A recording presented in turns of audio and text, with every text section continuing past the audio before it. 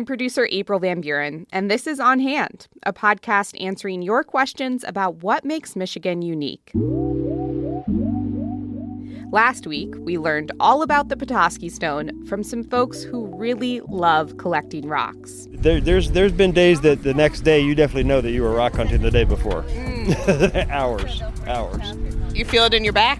You feel it everywhere. And today, we're going to hear from a couple who have been collecting rocks as an expression of their love. My name is Maggie Reinhardt.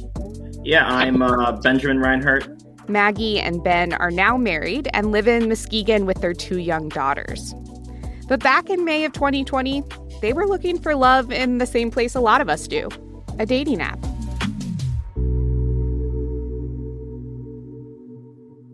We always made the joke when we first started dating that we should come up with some really cool story of how we met, of like skydiving or something extreme.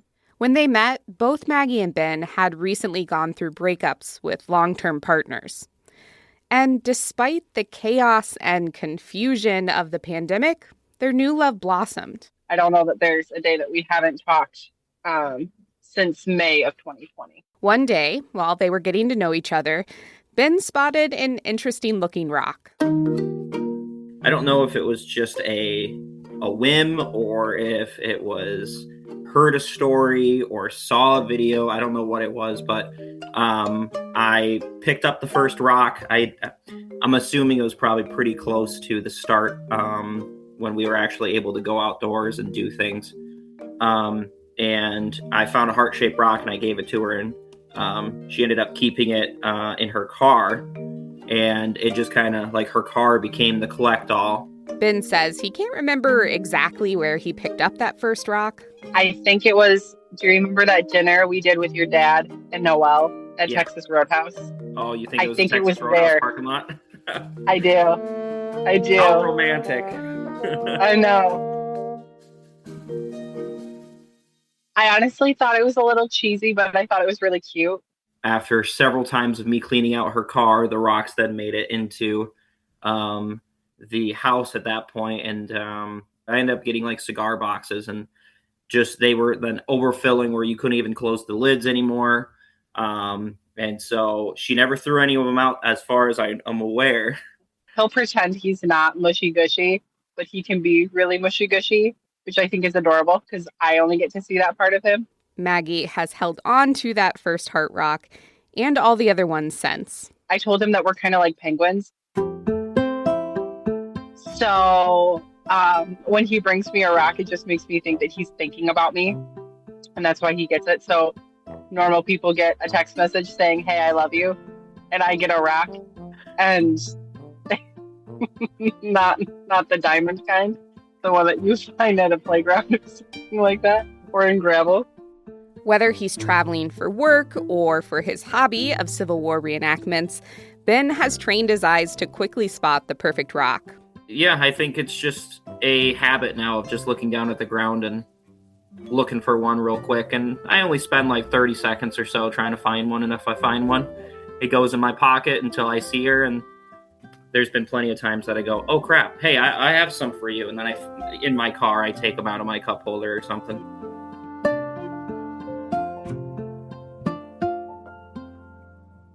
I spent a lot of time alone as a kid. And so it was one of those things of like having that reminder of like, even though I might have been in a different space than he was, or if we're in the same spot, but he picks up a stone, even if we don't like remember that stone is exactly from there, it's still like, I'm still on his mind, even if I'm right next to him or if he's states away. And that reminder that he's still going to be there no matter what. Thank you so much to Maggie and Ben for sharing a bit of your love story with us. And thanks to our listener Tim, who also called in with his own rock collecting adventure. It started when Tim was 17 and hiking across the state of Michigan one summer. He set out from Sleeping Bear Dunes and ended the trip in Tawas on Lake Huron. I weighed my backpack shortly before I left on the hike, and I weighed it again at the very end near the district ranger station, and the weight was approximately the same, which was a little surprising because as I was hiking along, I decided I didn't need this item, didn't need that item. And I was, disposing of things as I went along, down to the point where I had one change of clothes and one cooking pot and one fork, one spoon. Pretty basic. And the reason the weight was the same is because as I was walking along on the trail, keeping my eyes open, came across a rock that I thought was pretty cool.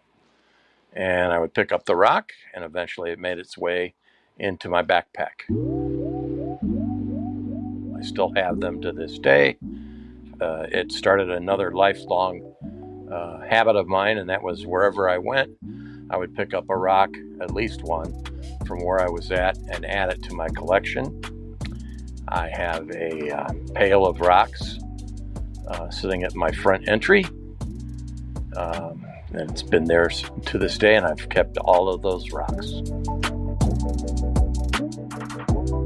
This episode of Your Stories was produced by me, April Van Buren. Other stateside producers are Michelle Jokish-Polo and Ronia Cabansug. Mercedes Mejia is our senior producer, and Laura Weber-Davis is our executive producer, and April Bayer is our host. Music for this episode from Blue Dot Sessions. We are looking for more stories for an upcoming episode of On Hand, and I'm looking at all you Youpers out there for this one.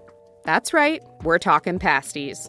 Do you have a secret family recipe for this handheld pie that's been passed down generation after generation? Was your first encounter with a pasty a revelatory culinary experience? Or did you have other Finnish or Cornish traditions you celebrated growing up?